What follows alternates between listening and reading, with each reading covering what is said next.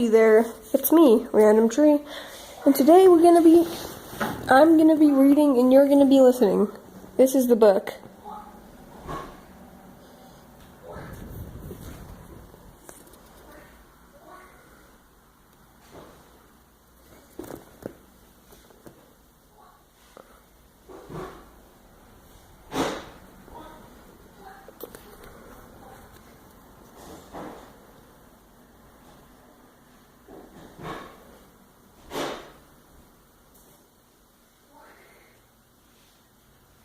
If you want to read that stuff, you can always just pause.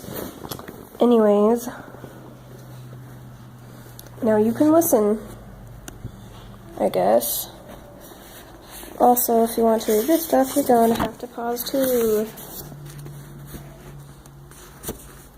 And be really good at reading.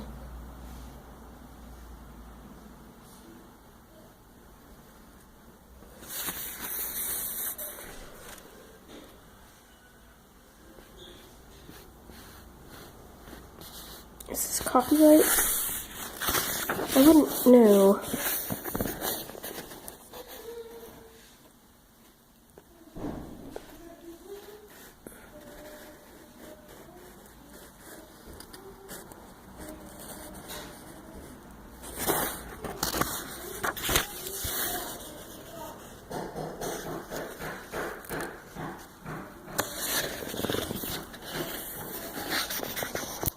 Am I supposed to be showing this stuff?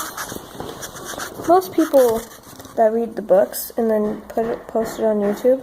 Oh my gosh, it's so not working. To read the books and put them on YouTube. Don't usually show this stuff, do they?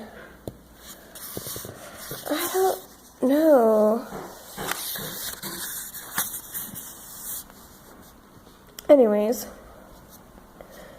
They say all the magic is gone up out of this page, Mom said. She looked straight ahead as she drove past the white beam of our headlights, deep into the night, like she could see exactly what was up ahead of us. I couldn't see anything, though, not a house, not a store, not even an old barking dog. A big, fat moon, pale white and lonesome looking, was our only street light. I watched the way the moonlight painted her perfect profile, the dark shadows under her cheekbones, the tight pull of her mouth. I didn't need to see her eyes to know how they'd look. Sky blue and beautiful, full of all the sadness in the world. So I propped my feet up on the dashboard and wiggled my sock-stripped toes. Does that mean there was magic here to start with? The wind answered before Mama did. It swooshed through the van and flung her blonde hair into a cloud of golden whirls and curls. Only my mama could shine like that when the rest of the world was so dark. That's what some people say, she told me, and then she stopped clutching the steering wheel so tight, and her shoulders relaxed, and I knew exactly why. She was about to settle into a good story. Midnight Gulch used to be a sacred place, Mama said.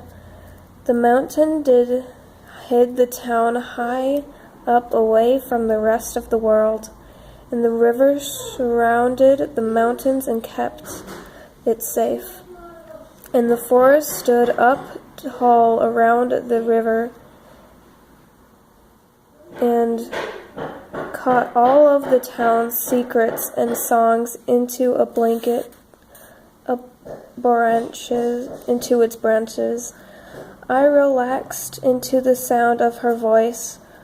Her speaking voice is wonderful, but my mama's story voice is like nothing I've ever heard, like something between a summer breeze and a lullaby. The town had to stay secret, you see, because the people who lived here had magic in their veins. Real magic? I could barely even whisper the word. Just the thought of real magic sent shivers from my nose to my toes. This time it was my heart that answered, a steady drumbeat yes inside my chest. Yes, yes, yes. That's the story they tell, Mama sighed. They say some people could catch stars in mason jars, and some people could sing up thunderstorms, and some could dance up sunflowers. Some people could bake magic into a pie, make folks fall in love, or remember something good, or forget something bad. Some people had a magic for music. Mama's fingers clutch.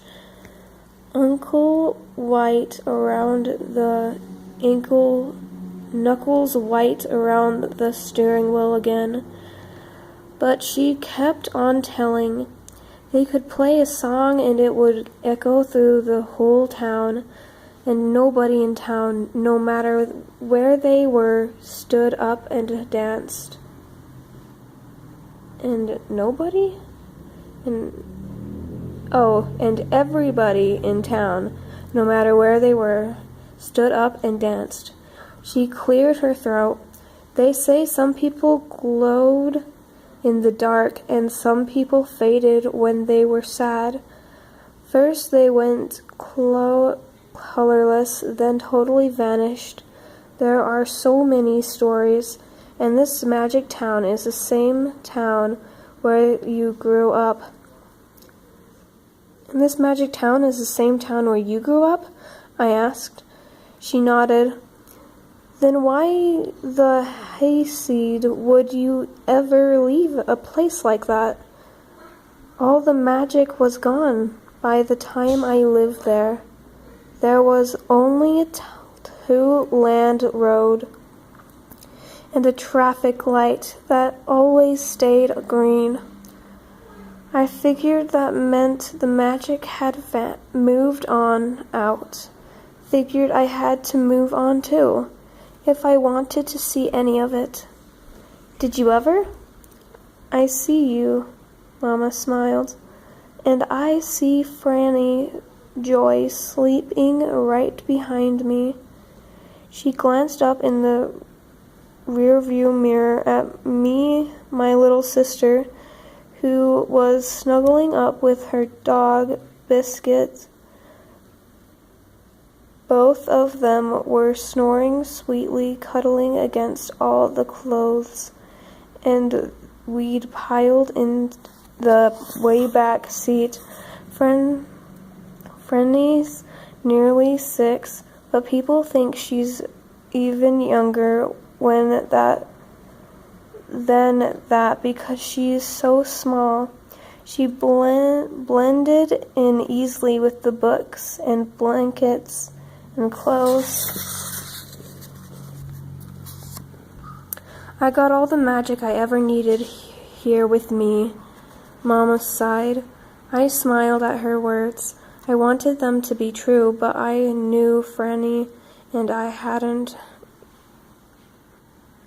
didn't have the kind of magic necessary to get rid of Mama's sad. But maybe that kind of magic did exist somewhere. Maybe magic was just a few miles away. My heart fluttered again. Yes, Mama glanced up at the Mama glanced up at the lonesome moon. The moon glared down over her face like it was very happy to be noticed. I can't imagine anybody or anything lonelier than that midnight moon, said Mama.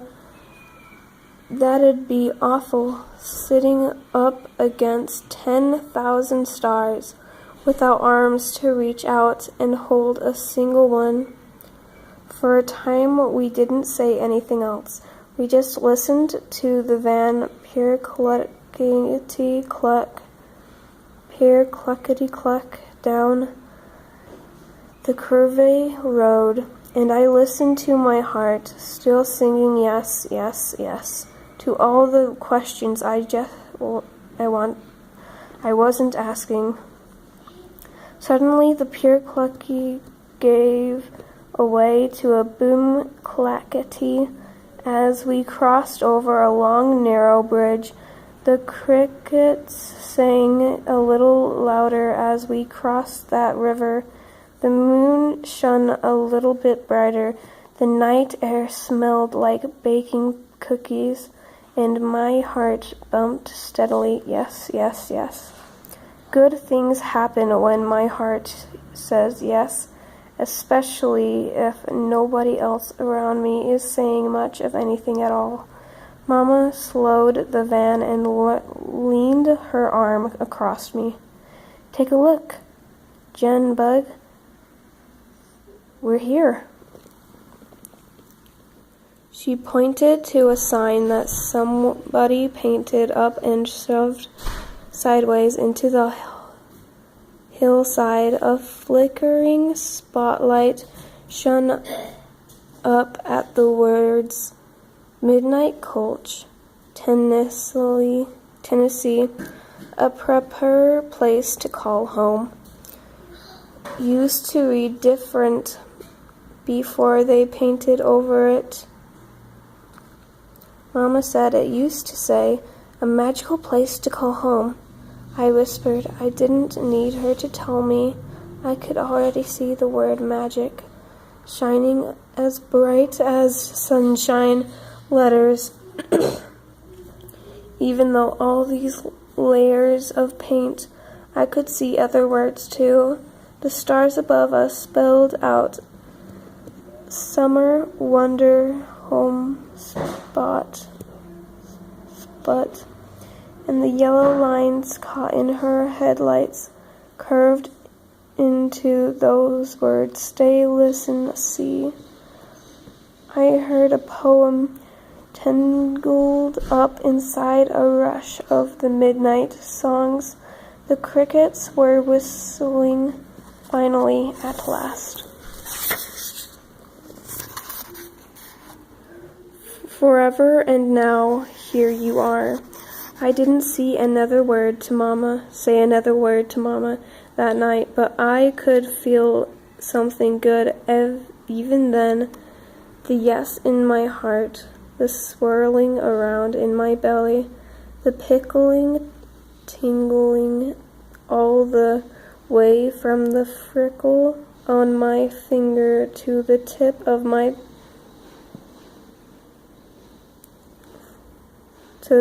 pinky toe. What much wonderful could only mean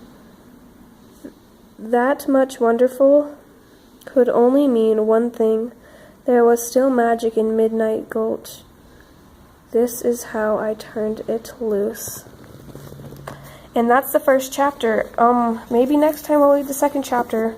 We'll see. But hope you enjoyed this reading of this book. Maybe I'll get better at doing it some other time. Sorry it's so long, and hope you liked it. Goodbye, I guess. Don't worry about the background noises, by the way. There's some renovation going on upstairs.